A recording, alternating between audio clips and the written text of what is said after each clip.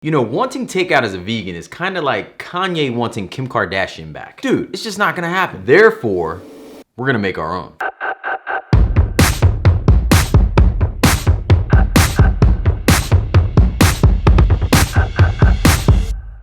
We're gonna be making two extremely delicious takeout dishes. First up is the traditional Mongolian beef, but meatless. We're starting out by hydrating our soy curls, but just enough so we don't need to figure out draining them. Using a bowl, I would say this is on the larger side of bowl classifications. Add in 1 3/4 cup or 398 gram veggie stock. You could also make your own beef flavored stock with this guy. 1½ tablespoon rice wine vinegar, 2 tablespoons umami seasoning. Yes, I said that completely wrong, but I like the way it makes me sound like a toddler with a man voice. A tablespoon little sugar, a little whisk, and you're a little done with this recipe. Not really. This is the hydrating solution, which will also serve as your marinade. Soy curls going in, then you stir about 2 or 3 times in the next 10 minutes. Into a Ziploc bag.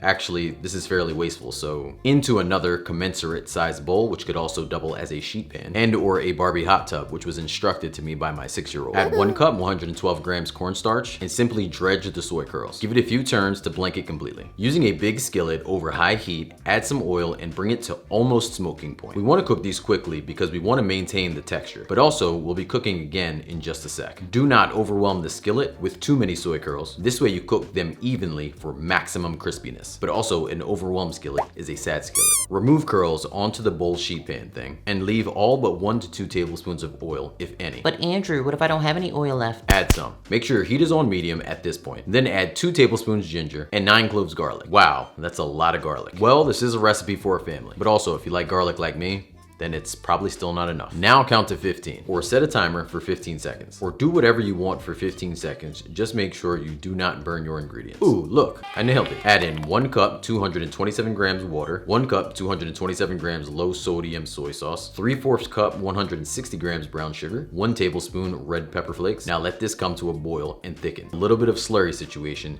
typically helps thicken the recipe as well. That's 1 tablespoon cornstarch, and usually 1 to 2 tablespoons water mixed together. Dump back in your soy curls, stirring and coating them with the sauce. After a few minutes, this should be ready. Cut up your scallions like so, also known as green onions. Another stir, and you can now plate or eat it right out of the dish, whatever you want. This is your house. Don't let nobody tell you what to do. All right, come on, let's get in close and get a piece of this. All right. Taking a look at it, I don't know which one I want to pick up. I just kind of want to dive in there. So I'm just gonna grab one here. All right, you see this? Oh my God, it looks so good. That is amazing. It's got like a little bit of crunch to it. The flavors are immaculate. And I love using soy curls because of the texture on them. They're like uncomparable to anything else. Although this dish is epic, you typically want to make sure you're making something else at the same time. Some rice, some broccoli, or some noodles. In the next dish, we're gonna combine it all in order to make one solid dish. Mongolian beef noodles. Into a new large skillet, since I didn't want to wash the other one, thank you very much. Over medium heat, we are dumping in some beef crumbles.